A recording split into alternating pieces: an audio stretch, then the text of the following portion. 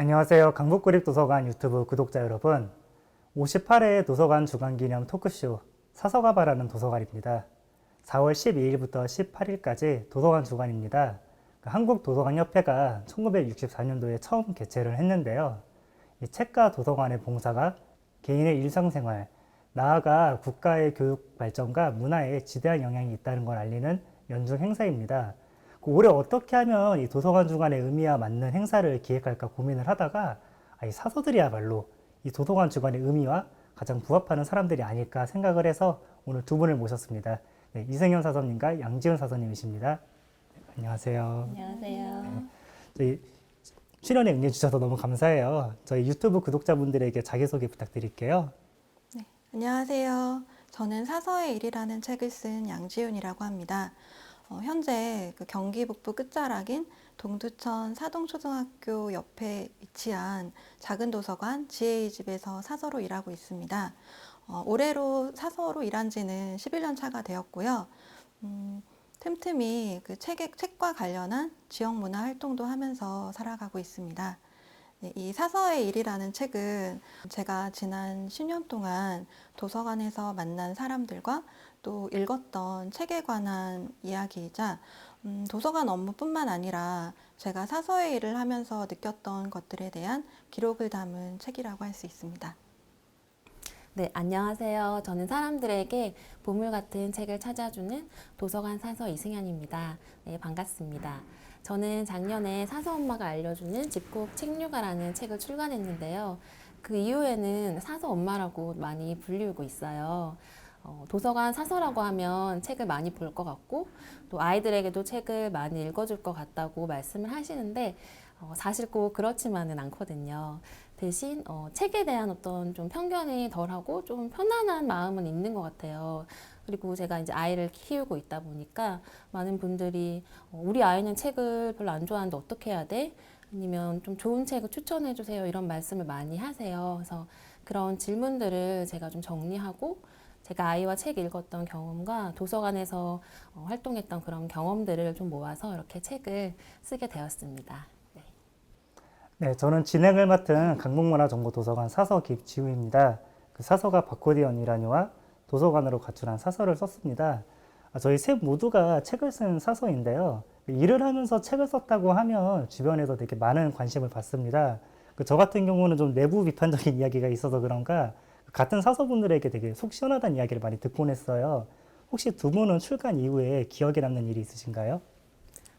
저도 이제 책을 내고 많은 사서분들과 좀 연결이 되긴 했던 것 같아요. 그러니까 예전에 좀 함께 일했는데 연락이 끊긴 이제 사서 선생님들이 책을 보고 되게 반가워하셔서 연락 주시기도 하시고 또 같은 사서 엄마로서 반갑다고 이야기도 해주셨어요. 그리고 이제 아무래도 육아서다 보니까 좀 어머니들께서 그동안 자기도 이제 아이랑 도서관을 한 번도 가보지 않았는데 이번 기회로 많이 가야겠다고 생각했다고 하시거나 또 오늘 도서관에 아이랑 왔다고 하시면서 또 이렇게 저한테 연락을 주시기도 하고 그럴 때는 되게 감사하고 뿌듯하더라고요. 그리고 책을 보시고 이제 도서관에서 일하시면 책을 많이 볼 줄 알았는데 책보다 책 표지를 많이 본다는 것에서 되게 재밌었다고 하시기도 하고 도서관에서 사서로 일하시지만 또 아이를 키우면서 되게 책 육아에 어려움이 있는 그런 부분을 보시고는 자기도 이제 공감하셨다고 그런 걸 많이 얘기해 주셔가지고 저도 되게 감사하게 생각하고 있습니다. 저 같은 경우에는 제가 몇 년 전에 기획했던 프로그램이 하나 있는데요. 제목이 좀 많이 거창해요. 무라카미 하루키를 통해서 음악 여행을 시작하려는 사람들을 위한 사소한 가이드라는 제목의 프로그램인데요. 네, 하루키 소설 속에는 무수히 많은 음악들이 등장하잖아요. 그래서 그러한 음악들을 함께 들어보면서 이야기를 나누는 그런 음감회를 기획을 했었는데요. 당시에 친분이 있던 그 음악 평론가 한 분을 모셔다가 이제 프로그램을 진행을 했는데 이제 그 이야기를 사서의 일 책 속에 에피소드로 넣었어요. 그랬더니 책이 출간된 지 얼마 지나지 않아서 이제 경주의 한 도서관 사서 선생님께서 이제 제게 따로 연락을 주신 거예요. 그래서 본인도 이제 오랫동안 그 지역 주민들을 위해서 그 하루키 응가매를 진행하고 싶었는데 그 하루키 소설 속에 나오는 음악들을 이제 깊이 있게 설명해 줄 만한 그런 사람들이 없어서 이제 오랫동안 시도를 못 해보셨다고 하더라고요. 네, 그래서 이제 저한테 그 음악 평론가분을 소개해 줄 수 있냐고 물어보시는 거예요. 네, 그래서 이제 평론가분께 말씀을 전해드렸더니 이제 흔쾌히 좋다고 하셨고, 그래서 이제 연결이 되었어요.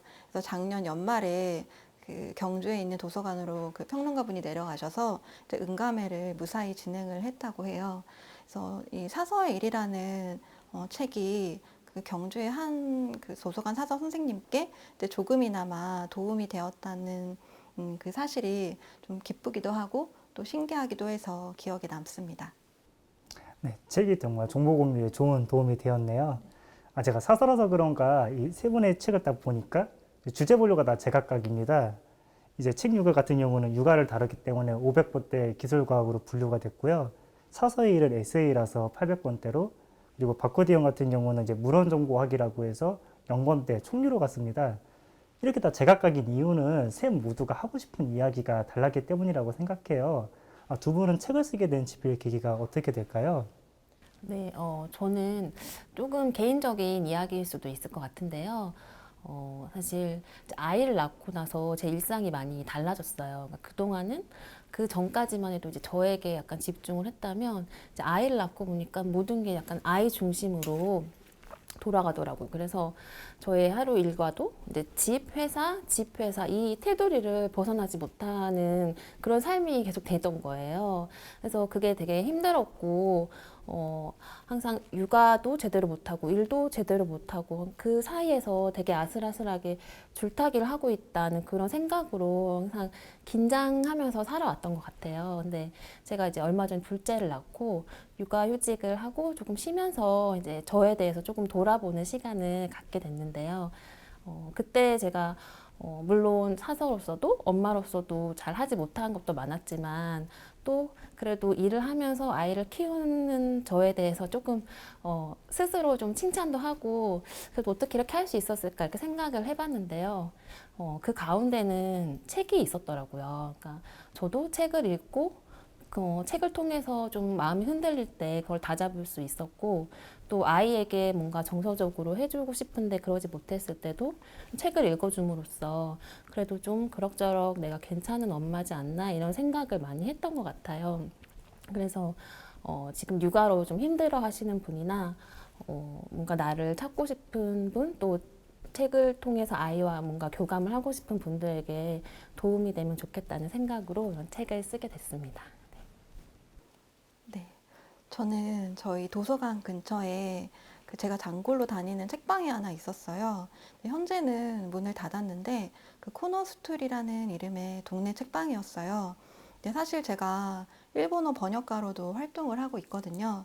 근데 당시에 그 책방을 다닐 때는 이제 번역가로 데뷔하기 전이었어요. 그래서 한창 번역 공부를 하던 시절이었는데 이 번역이라는 게 글쓰기와 굉장히 밀접한 관계에 있잖아요. 그래서 항상 이 글쓰기라는 게 제 머릿속에 그 무거운 숙제처럼 남아 있었는데요. 책방에서 이제 글쓰기 모임을 한다고 하는 거예요. 그래서 그 모임에 참여를 하게 되었고, 이제 사람들과 함께 모여서 글을 쓰다 보니까 이제 점점 글쓰기의 매력에 빠져들게 된 거예요. 네, 그러던 어느 날 그 책방 사장님이 그 책방에 관한 에세이를 쓰게 되셨어요. 그 어느 날 갑자기 책방을이라는 책인데요. 그런데 그 책 속에 그 단골 손님들의 글을 싣고 싶다고 하시더라고요. 그러면서 이제 저한테 글 한 편을 써줄 수 있냐고 부탁을 하시길래 이제 책방에 다니면서 느꼈던 것들에 대해서 이제 짤막한 글을 써서 드렸는데 이제 그 글을 해당 출판사의 대표님이 보시고 사서의 일에 대해서 써보지 않겠냐라고 말씀을 해주셔서 사서의 일이라는 책을 쓰게 되었습니다. 네, 사실 도서관이라는 공간이 겉으로 봤을 때는 아무런 일도 일어나지 않는 그런 곳으로 보이잖아요. 그런데 사실 자세히 들여다보면 정말 드라마 못지않는 다양한 서사들이 펼쳐지는 그 공간이다라는 사실을 이제 책을 통해서 말씀을 드리고 싶었어요. 그리고 이왕이면 그러한 이야기가 독자분들에게 좀 더 따뜻하게 다가왔으면 좋겠다고 생각을 했어요. 제 책을 읽고 나서 아, 나도 작은 도서관에 한번 가보고 싶다라는 생각이 들었으면 좋겠다는 마음으로 이제 글을 썼습니다. 그래서 그러다 보니까 이제 이 책 안에 그 도서관 업무뿐만 아니라 이제 양지윤이라는 사람에 관한 이야기와 또 거기에서 비롯한 그 관계에서 생겨나는 그런 서사들이 꼬리에 꼬리를 물고 이어지는 그런 글들이 담긴 예, 책이 되었고요. 예, 그러다 보니까 이제 분류 번호도 800번대가 된 게 아닌가 하는 생각이 듭니다. 저도 말씀에 공감이 가는 게 도서관을 멀리서 보면은 아무렇지도 아무 일도 일어나지 않는 공간이라고 하셨잖아요. 저는 그게 저도 싫어서 썼던 것 같아요. 사서가 겉으로 보기에는 이제 바코드만 찍는 되게 쉬운 꿀보직이다. 그런 거에 대해서 좀 반대를 하고 싶어가지고 사서의 업무를 이제 수서, 행사, 열람으로 나눠서 설명을 드렸고, 이렇게 일이 되게 다양함에도 불구하고 왜 이렇게 사서는 바코드형으로 보일까? 라는 의문에 대해서 이제 위탁도서관이라는 운영 형태를 분석을 해서 쓴 게 이제 바코드형인데요. 그렇게 쓰고 보니까 좀 딱딱한가라는 생각이 들더라고요. 한 번쯤은 좀 가볍게 좀 일상을 좀 풀어보고 싶어서 그렇게 쓴 책이 이제 도서관으로 가출한 사서입니다. 저는 두 권 모두 약간 사서 홍보대사처럼 사서의 일을 알리고 싶었던 것 같아요. 지금 하고 있는 업무도 보면은 여기 앞에 보이는 이제 강북이라고 귀여운 도서관 캐릭터를 만들어가지고 도서관 홍보하기도 하고 뭐 인스타그램, 지금 보시는 유튜브 등등을 맡고 있는데요. 두 분은 도서관에서 어떤 업무를 하시고 계신가요? 저 같은 경우는 그 1인 체제로 운영되는 작은 도서관이다 보니까 이제 모든 업무를 제가 다 처리를 하고 있는데요. 뭐 기본적인 청소부터 시작을 해서 네, 뭐 도서 반납 대출이라던가 뭐 열람, 수서 그리고 장소 점검도 다 혼자서 하고 있고요. 그리고 이제 다양한 프로그램을 기획해서 이제 운영을 하거나 또 제가 강의를 맡아서 하고 있기도 해요. 그런데 사실 혼자서 운영을 하다 보니까 정말 더딘 부분도 많고 또 역량 부족인 부분도 참 많아요. 근데 제가 가장 힘든 부분이 바로 도서관을 홍보하는 일이거든요. 그런데 이제 김지우 사서 선생님께서는 이렇게 강북이라는 캐릭터도 만드시고 또 유튜브도 운영을 하고 계시잖아요. 그래서 굉장히 존경스럽더라고요. 그래서 아, 나도 그러면 유튜브를 해야 되나? 요즘 그 메일링 서비스가 유행이잖아요. 그래서 메일링 서비스를 해야 하나? 그런 고민을 늘 하고 있습니다. 유튜브 괜찮습니다. 네, 앞에 선생님들께서 되게 다양한 일을 또 하셔가지고 저도 많이 돌아보게 되는데요.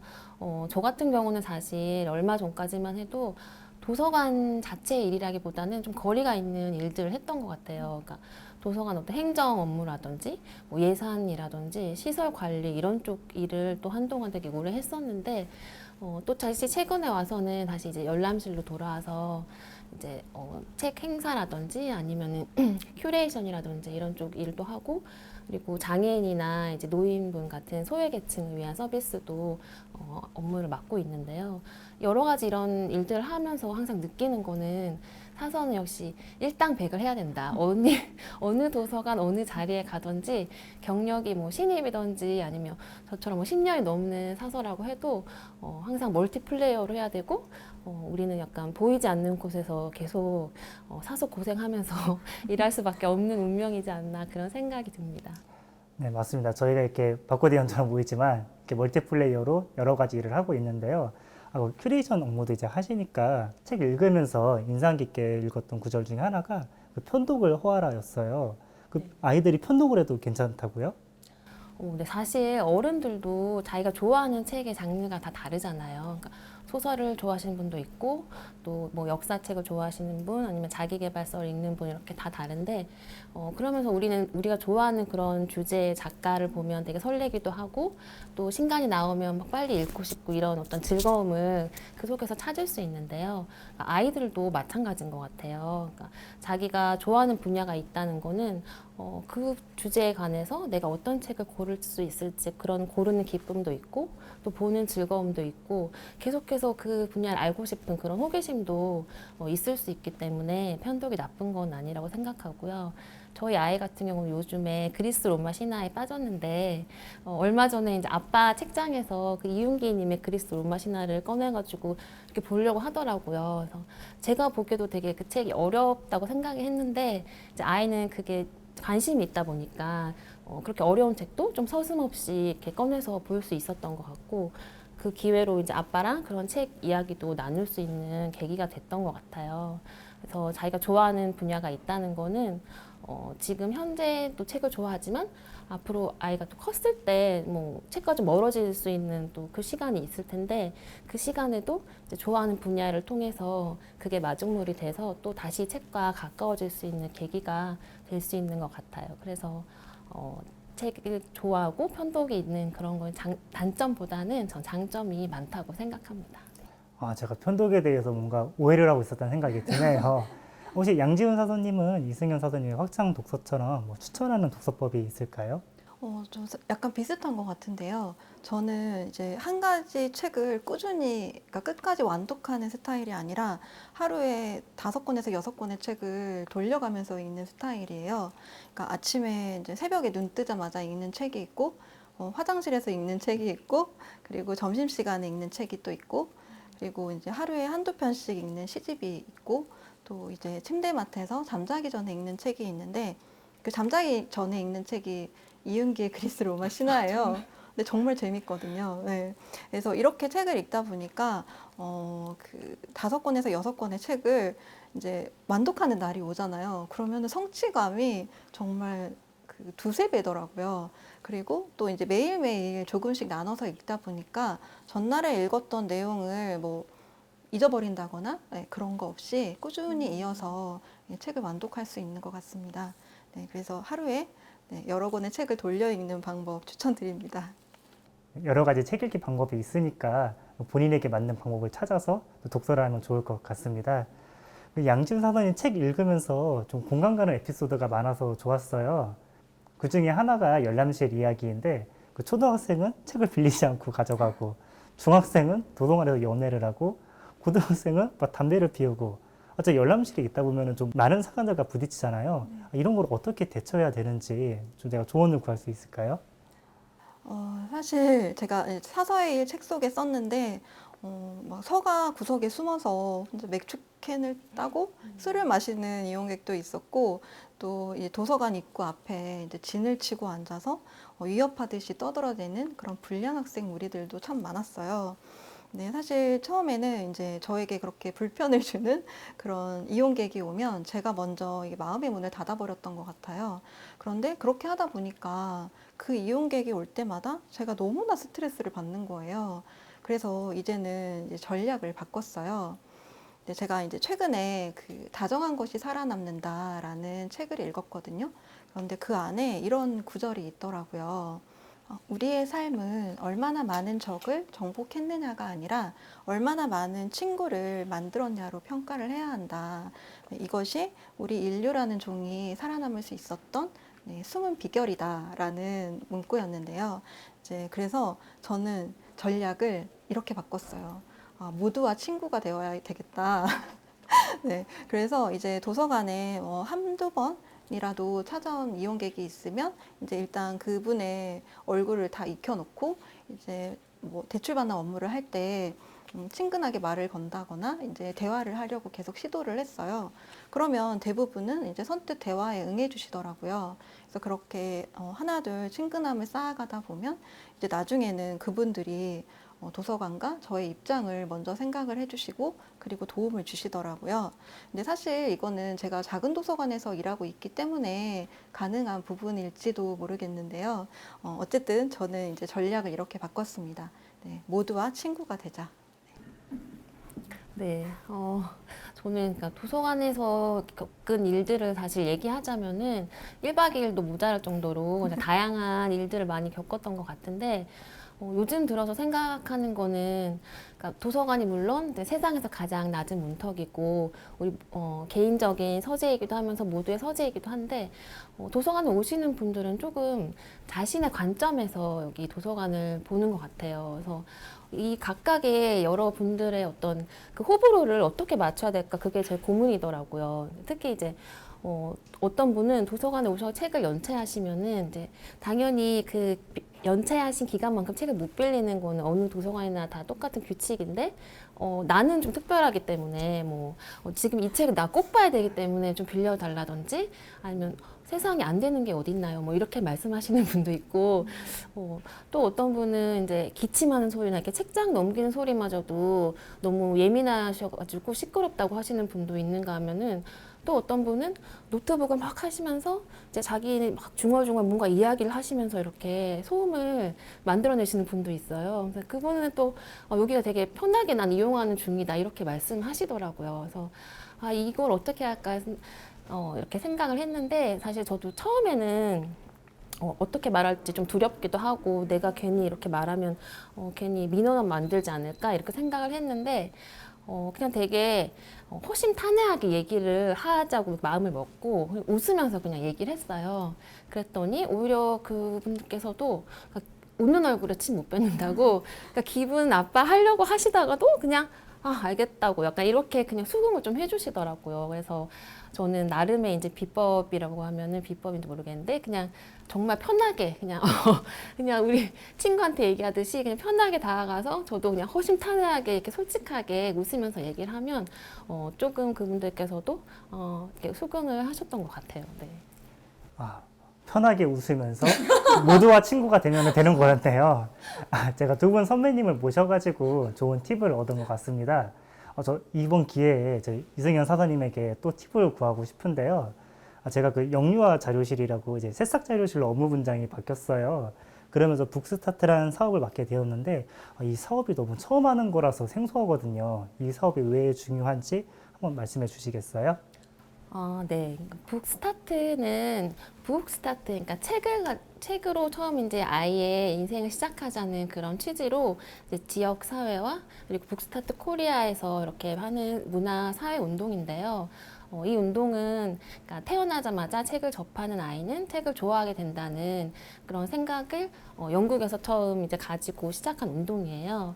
네, 사실 도서관에서 언제부터 도서관을 이용할 수 있는지, 또는 언제부터 아이에게 책을 읽어줘야 되는지 이런 것 질문을 많이 해오시는데, 아이는 사실 태어나자마자 누구나 책을 좋아하게 되는 것 같거든요. 그래서 처음부터 책을 좋아하는 아이는 없지만 처음부터 책을 또 싫어하는 아이도 없는 것 같아요. 그래서 아이들이 커가면서 사실 책과 멀어지게 되고 또 책이 아닌 다른 것들에 되게 관심을 갖게 되는데, 처음 아주 순수한 시기, 편견이 없이 이렇게 책을 접하다 보면 책을 좋아할 확률, 그리고 계속해서 평생 동안 이렇게 독자가 될 수 있는 확률이 커지는 것 같거든요. 도서관에서는 이 북스타트 꾸러미를 나눠드리기도 하고, 또 이제 아이와 양육자가 어떻게 이렇게 쉽게 책을 가지고 놀 수 있는지 책놀이 뭐 프로그램 이런 것도 운영을 하고 있는데, 초보 엄마라면 또 아니면 정말 아이를 책과 친하게 해주고 싶은 그런 부모님이라면 꼭 참여하셨으면 하는 말씀을 드리고 싶습니다. 네, 그 사도님 책 읽어보시면 아시겠지만 그 책이 육아에 정말 많은 도움을 주잖아요. 저 그 구절이 너무 와닿았는데요. 그 생물학적 부모는 선택할 수 없지만 그 정신적인 부모는 선택할 수 있다. 업무 분장이 바뀌었으니까 이번 기회에 육아 마스터가 되어가지고 저도 책 열심히 읽어보도록 하겠습니다. 그 양지원 사도님 책 읽으면서도 제가 인상 깊은 구절이 많았어요. 이제 그 중에 하나가 무늬만 사서였는데 제가 그 부분 정말 울컥했거든요. 그게 어떤 뜻인지 말씀해 주시겠어요? 네, 제가 근무 초창기에는 정말 그 사설하기보다는 도서관 관리인 역할에 지나지 않았던 것 같아요. 특히 이제 그 당시에는 평일에 이틀을 쉬고 이제 주말에 모두 개관을 하는 그런 구조였는데, 저희 도서관 앞에 잔디구장이 하나 있어요. 근데 주말이면 그 잔디구장에 사람들이 엄청나게 많이 놀러 오거든요. 근데 이제 그분들이 이제 저희 도서관의 화장실과 정수기를 이용을 하셨는데, 조금만 예의를 갖춰 주셨더라면 괜찮았을 텐데 전혀 그러지 않았어요. 뭐 예를 들면 우통을 훌러덩 벗고 도서관 안에 들어와서 이제 시끄럽게 떠들면서 물을 마신다거나, 아니면 화장실을 쉴 새 없이 들락날락하면서 큰 소리로 떠들고 또 바닥을 난장판으로 만들어 놓는다거나 그런 일이 비일비재했는데요. 그래서 이제 주말만 되면 도서관 분위기가 정말 엉망진창이 되어갔고, 또 저는 이제 주말이 오는 게 너무나 큰 스트레스였어요. 그래서 심지어는 이런 생각도 들었어요. 그 프랑스 소설 보면 그 그 공중 화장실 앞에서 앉아서 돈을 받고 화장실 문을 열어주는 사람들이 나오잖아요. 마치 제가 그런 사람이 된 것 같은 네, 그런 기분이 들었어요. 그래서 이제 당시에는 제가 이제 대출받는 업무밖에 할 수가 없었기 때문에 그리고 또 그러한 상황에서 오는 그런 괴로움 때문에 아, 난 정말 무늬만 사서 같다 이런 생각을 많이 했던 것 같습니다. 네, 그리고 또 이제 제가 그 학교 도서관에서도 일을 했었거든요. 그러니까 그 학교 도서관에 사서가 없어서 제가 저의 그 지혜집 도서관과 학교 도서관에 오가면서 일을 했었어야 했는데 사실 학교 도서관이 어떻게 돌아가는지도 잘 알지 못했고 또 그 학교 도서관에는 그 도서 보람 교사라고 해서 그 도서관에서 오랫동안 봉사를 해오신 어머니들이 참 많았어요. 그래서 사실 실질적으로는 제가 학교 도서관에서도 아무런 할 일이 없었어요. 그러다 보니까 그곳에서도 역시 자리 보전만 하고 있는 그런 무늬만 사서에 지나지 않는다는 네, 그런 생각을 많이 했었거든요. 게다가 이 현재 그 사서직 같은 경우에는 계약직이 많잖아요. 그래서 이 2년이라는 시간이 지나면 이제 재계약을 해야 되는데 만약 재계약이 되지 않으면 이제 그만둬야 하는 상황이란 말이에요. 그래서 그런 불안에서 오는 그런 처지의 괴로움, 네, 그런 게 정말 컸어요. 그래서 아, 난 무늬만 사서인가 보다 이런 생각을 많이 했습니다. 네, 도서관 주간을 맞이해서 이렇게 두 분 모셨는데요. 책 육아처럼 책이 얼마나 중요한지 그리고 또 사서가 어떻게 일하고 있는지를 볼 수 있었습니다. 사서가 어떻게 일하는지에 따라서 그 도서관의 독서량이 달라지고 그 독서량에 따라서 사회가 바뀐다면은 어떻게 보면 이 사서가 하는 일이 사회 변화에 이바지한다고 할 수도 있겠는데요. 그런 의미에서 두 분은 앞으로 그 사서와 도서관이 나아갈 방향에 대해서 어떻게 생각하시나요? 네, 일단 그 방향을 생각하기 전에 저는 이제 사서로 일하면서 언제 가장 즐겁고 보람이 되냐는 그런 질문을 참 많이 받는 것 같은데요. 생각해보면 저는 이제 책을 좋아하는 사람들과 이렇게 만날 수 있고 또 그런 사람들과 책 이야기를 하고 다양한 그런 책과 관련된 경험들을 할 때 제일 즐겁고 보람이 있는 것 같아요. 우리 아이들이 앞으로 살아갈 세상은 지금과는 되게 완전히 다른 세상이 될 텐데요. 그럼에도 불구하고 책이 주는 어떤 즐거움과 또 책을 통해서 성장하는 그런 건 바뀌지 않을 것 같거든요. 그러기 위해서 도서관은 계속해서 사람들이 뭘 원하고 세상이 뭘 원하는지 그거를 읽어낼 수 있는 공간이 되어야 될 것 같고요. 또 종이책 그리고 또 미디어 이런 동시에 모든 거를 약간 충족시키는 또는 그런 욕구를 충족할 수 있는 그런 공간이 되어야 될 것 같습니다. 그래서 사람들이 찾아오기만을 좀 바라기보다는 도서관이 사람에게 다가갈 수 있고 또 언제 어디서라도 사람들이 도서관으로 또 찾아올 수도 있는 그런 플랫폼이 되어야 되지 않을까 생각하고 사서 역시 그런 공간에서 끊임없이 사람들과 이제 대화를 하고 나와 또 타인으로 이렇게 책을 통해서 뭔가 만남을 가지고 그렇게 환대할 수 있는 공간으로 나아가는 게 네, 그리고 그렇게 저도 할 수 있도록 좀 노력을 하고 싶습니다. 네. 저는 작은 도서관에서 일하기 때문에 그 기준에서 말씀을 드리면 작은 도서관은 시도 때도 없이 그 온갖 작당 모의가 이루어지는 그런 공간이 되어야 한다고 생각해요. 그래서 도서관에서 뭐 모임이나 강의를 진행을 하다 보면 유독 그 유대감이 끈끈해지는 그런 사람들이 생겨나기 마련이잖아요. 이제 그러한 사람들과 이제 대화를 나누다 보면 또 거기에서 재미난 아이디어가 생겨나기도 하고 또 그걸 바탕으로 해서 또 하나의 새로운 모임이 만들어지기도 하거든요. 그러한 그 유익한 작당 모의가 활발하게 일어날 수 있는 공간으로 나아가는 게 이제 작은 도서관이 앞으로 네, 가야 할 방향이라고 생각을 합니다. 그래서 이제 그 안에서 사서의 역할은 이제 그런 끊임없이 일어나는 작당 모의를 존중을 해주고 또 이제 도서관 활동에서 사람들이 그 모임에 참여를 통해서 그 잠재적인 그 도서관 입금이가 될 수 있도록 밀어주고 이끌어주는 역할을 해야 한다고 생각합니다. 네, 오늘 두 분 덕분에 도서관의 현재를 되짚고 미래를 엿볼 수 있었던 것 같습니다. 58회 도서관 주간기념 행사, 사서가 말하는 도서관은 여기까지입니다. 그 책 읽은 세상을 바꿀 수 있는 힘이 있다고 믿습니다. 그 힘을 좀 더 쉽게 쓸 수 있도록 사서들이 열심히 일을 하도록 하겠습니다. 네, 오늘 두 분에게 다시 한번 감사의 말씀 드리면서 마치도록 하겠습니다. 감사합니다.